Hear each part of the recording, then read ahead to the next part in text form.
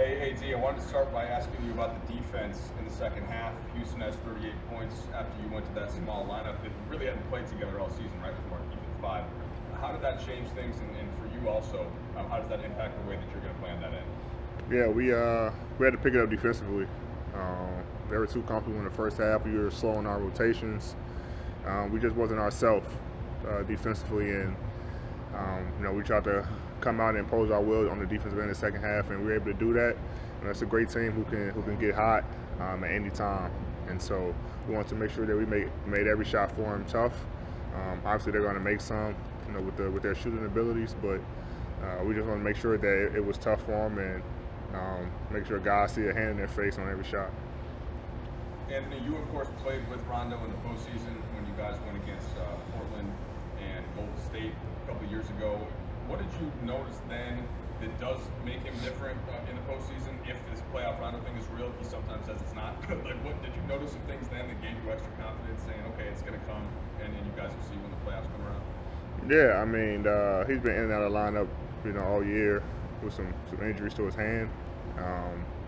But like I said, I experienced it firsthand a couple years ago with him in New Orleans, and it's real. The playoff Rondo is real.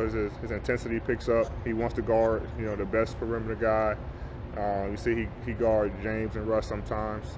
He wants to, facilitate on the floor. He's shooting the ball very well, making the right passes. So his IQ is on another level. We got the two best IQ guys in the game, with him and LeBron on the floor at the same time, which is tough for defenses, and he's making the right plays. So playoff Rondo is real, and he showed up tonight. Hey Anthony, it's Dave. You've led the league in blocks a couple times in your career. LeBron tonight was all over the place with blocks that can get 4 in the third quarter. And it seems like a lot of your blocks are right on the guy you're guarding, but LeBron chased down variety and then weak side. Just can you talk about his ability to get those blocks, and also what it does for your team when he does? Yeah, it gives us a spark. His ability to chase down guys on fast breaks, something he's been doing his whole career. Kind of named it after him, and then his weak side help, being a low guy and coming in to protect the rim. Especially when we're in that small lineup, because they're trying to, keep me away from the basket, and so, he's a guy who's usually down there and, able to alter shots or block shots for us. And it gives us an extra, boost, especially in transition. We want to play fast, and anytime anyone gets a block, we try to get out and capitalize on the other end. So them plays are great for us, especially when he does it. You got, the best guy on your team out there, giving his body up, trying to take charges and making big plays on the defensive end. So we want to go out there, and usually if he blocks it, he's running down the floor, and he gets upset when we don't give him the ball for dunks and lobs. So we try to find him, and then another spectacular play is coming on the other end. Alex? Helden?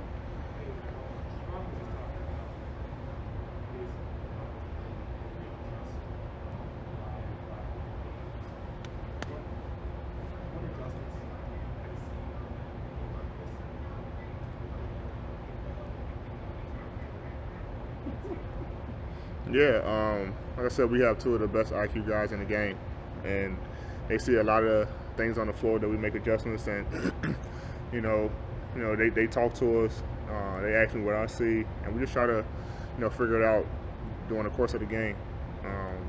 We come in with a game plan, but things happen in the course of the game, and we want to make sure that we make adjustments, and it's not always on the coach. Because he's not on the floor, but two, it might be in the floor of a game that you might need to make an adjustment. And with them two on the floor, at least one on the floor at all times, it's easier for us to make those adjustments. So it's been good for us. It's been helpful for me. I know it's been helpful for the rest of the guys, but those two guys with their basketball IQ on both ends of the floor has been wonderful for us. Tanya? I can't hear you.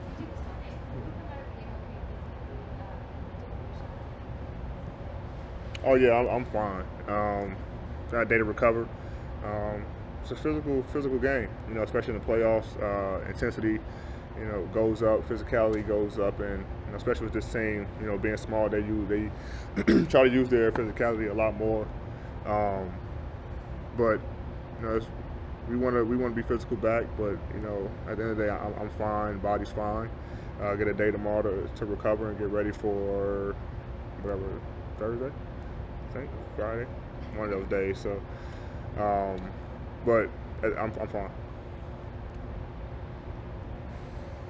Tanisha, that's the last question.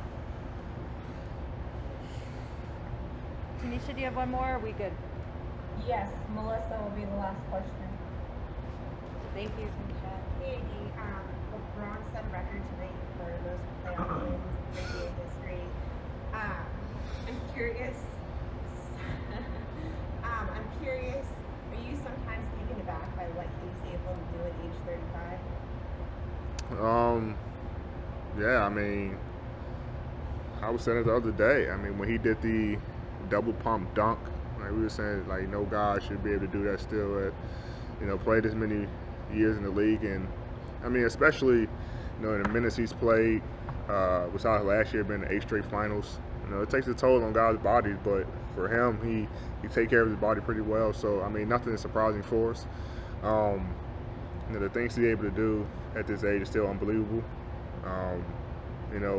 I said all the time, I feel like every game he's breaking another record, and so I'm glad I'm his teammate and get to witness it firsthand this season, and he's going to continue to break more, continue to get better. I mean, for however long he continue to play, but it seemed like he's drinking from the fountain of youth. I mean, the things he's able to do on the floor still, head still touching the rim, still taking big shots, still playing physical. It is all a testament to his hard work and the dedication to take care of his body. So, I'm pretty sure we'll be seeing another record, being broke Thursday. Great. Thanks so much, AD. Yep. Thanks, Tanisha. Thanks, everyone on Zoom. All right.